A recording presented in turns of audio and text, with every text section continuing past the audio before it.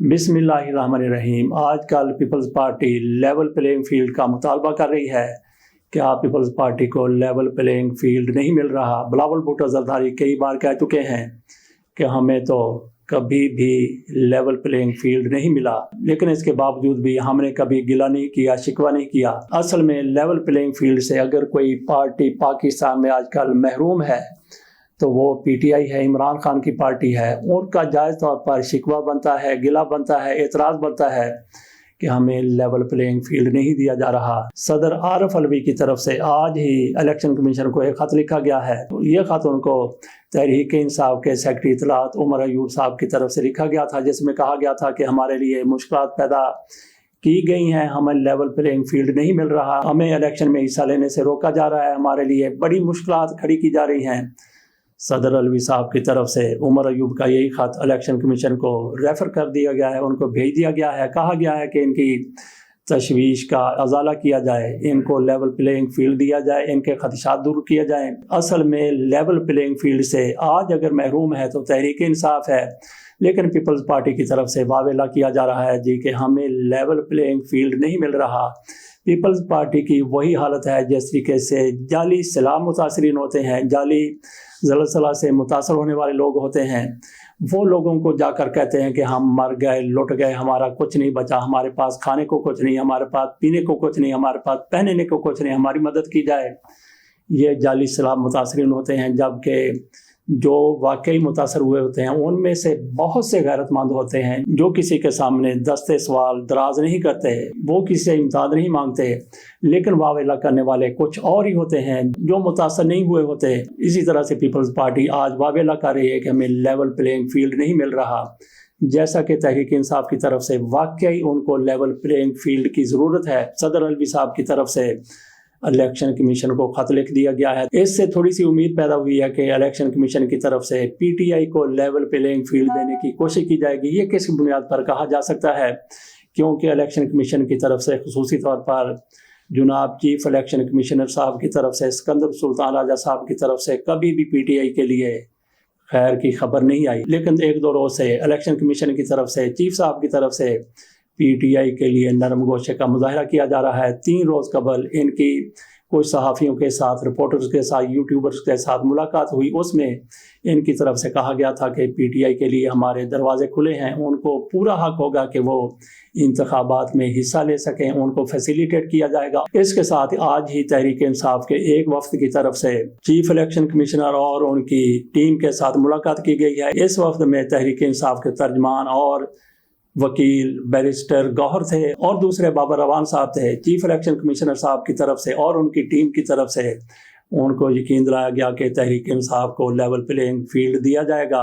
इनकी तरफ से कहा गया है कि चीफ इलेक्शन कमिश्नर और उनकी टीम के साथ हमारी गुफ्तगू बड़ी सूदमंद रही और उम्मीद ये है कि लेवल प्लेइंग फील्ड मिलेगा और हमें बल्ले का निशान भी मिल जाएगा। दीगर भी जो कुछ मतलूबा सहूलियात हैं वो भी इलेक्शन कमीशन की तरफ से फराहम कर दी जाएंगी। बात हम कह रहे थे कि बिलावल भुट्टो जरदारी और पीपल्स पार्टी की तरफ से वावेला किया जाता है कि जी हमें लेवल प्लेइंग फील्ड नहीं मिल रहा। ये सिर्फ और सिर्फ सुनाने वाली बातें हैं। एक तरफ इनकी तरफ से ये भी कहा जाता है कि हम मुस्लिम लीग नून का मुकाबला करेंगे, दूसरी तरफ मुस्लिम लीग नून के साथ ये मिलने के लिए भी तैयार नजर आते हैं। पूरे 16 माह ये शहबाज शरीफ साहब की काबीना में रहे। जब काबीना ख़त्म हो गई, हुकूमत ख़त्म हो गई, तो उसके बाद मुस्लिम लीग नून की तरफ इनके तोपों का रुख हो गया। कहा जाने लगा कि हमें मुस्लिम लीग नून की तरफ से लेवल प्लेइंग फील्ड नहीं दिया जा रहा। मुस्लिम लीग नून किस बात की मूली है कि उसने किसी को लेवल प्लेइंग फील्ड देना है या नहीं देना। बहरहाल मुस्लिम लीग नून आजकल एक्ट इसी तरह से कर रही है जैसे पाकिस्तान में सारे के सारे फैसले इसी के एमा पर होते हैं, इसी के कहने पर होते हैं। बहरहाल देखते हैं कि आगे आगे होता है क्या। आज निगरान वज़ीर आज़म अनवारुल हक काकड़ साहब की तरफ से अफ़गानिस्तान के हवाले से प्रेस कॉन्फ्रेंस की गई, जिसमें वो अफ़गान हुकूमत पर बरसते हुए नजर आए। उनकी तरफ से कहा गया कि पाकिस्तान में अफ़गानिस्तान से दहशतगर्दी होती है, पाकिस्तान में दहशतगर्दी करने वाले लोग तालिबान की हुकूमत के पास चले जाते हैं, वहाँ उनको पनाह दी जाती है। उनकी तरफ से कहा गया कि ऐसे लोगों को जो पाकिस्तान को मतलूब हैं ہمارے حوالے کیا جائے۔ اس سے یہ لگتا تھا کہ نگران وزیر اعظم کاکڑ صاحب پاکستان اور افغانستان کے تعلقات خراب کرنے پر تل گئے ہیں، لیکن جب ان کے باقی بیانات کو دیکھا تو یہ ثابت ہوا، ظاہر ہوا کہ ان کی طرف سے جو کچھ کہا جا رہا ہے بالکل درست کہا جا رہا ہے۔ جب پاکستان کی سالمیت کی بات ہو، پاکستان کی خود مختاری کی بات ہو، پاکستان کے امن کی بات ہو، تو پھر پاکستان کے ساتھ کھڑا ہونا لازم ہو جاتا ہے۔ پاکستان کی نمائندگی اسی طرح سے کی جانی چاہیے جس طریقے سے نگران وزیر اعظم صاحب کی طرف سے کی گئی ہے۔ انہوں نے کہا کہ عبوری حکومت طالبان کی حکومت کو پاکستان یا ٹی ٹی پی میں سے ایک کا انتخاب کرنا ہوگا۔ ان کی طرف سے اعداد و شمار دیا گیا پاکستان میں کس طرح سے دہشت گردی ہوتی رہی ہے اور افغان مہاجرین میں سے کچھ لوگ کس طرح سے پاکستان میں دہشت گردی میں ملوث ہیں اور پاکستان سے دہشت گردی کرنے والے طالبان کے پاس چلے جاتے ہیں، وہاں ان کو پناہ مل جاتی ہے۔ انہوں نے بالکل درست کہا کہ طالبان حکومت کو، افغانستان حکومت کو ایک کا انتخاب کرنا ہوگا، یا ٹی ٹی پی کا یا پھر پاکستان کا۔ یہ جرأت مندانہ موقف ہے۔ افغانوں کے ساتھ ہمارے جیسے بھی تعلقات ہوں، رشتہ داریاں ہوں، لیکن جب پاکستان کی بات آ جاتی ہے تو قطعی طور پر برداشت نہیں کیا جا سکتا کہ پاکستان کو کوئی بھی نقصان پہنچائے۔ ادھر سائفر کیس بڑے دھوم دھام سے جاری ہے۔ عمران خان کے وکلاء کے حوالے سے کہا جا رہا ہے کہ انہوں نے جو گواہ پیش کیے گئے ان کے کڑاکے نکال کر رکھ دیے، ان کے پھٹے اکھیڑ دیے، ان کے پھٹے چک دیے۔ اس طریقے سے ان سے سوالات کیے گئے۔ ان سے جب بھی سوال پوچھا جاتا کہ سائفر کہاں تھا، وہ کہتے کہ یہ سیکرٹ ہے۔ ان سے پوچھا جاتا کہ آپ نے سائفر پڑھا ہے، وہ کہتے کہ نہیں پڑھا۔ جو بھی ان سے سوال کیا جاتا وہ یہی کہتے کہ سیکرٹ ہے یا ہم نہیں جانتے۔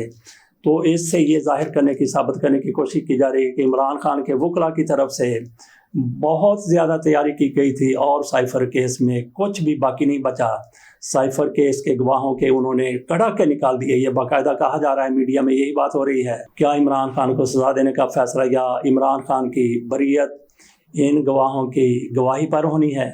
عمران خان کی سزا کا ان گواہوں کی گواہی سے کیا لینا دینا ہے؟ اس سے آپ سمجھ سکتے ہیں کہ عمران خان کو کیا سزا دی جا سکتی ہے سائفر کیس میں۔ ادھر علیم خان صاحب کی طرف سے سخاوت اور منافقت ایک ساتھ سامنے آئی ہے۔ ان کی طرف سے بھی اسلام آباد میں آج گفتگو کی گئی، وہ بھی عمران خان پر بڑے گرجتے ہوئے، بڑے برستے ہوئے نظر آئے۔ انہوں نے کہا کہ خدمت ہم نے کی، لیکن جب وزیر اعلیٰ بنانے کی باری آئی تو پھر بزدار کو سامنے لایا گیا۔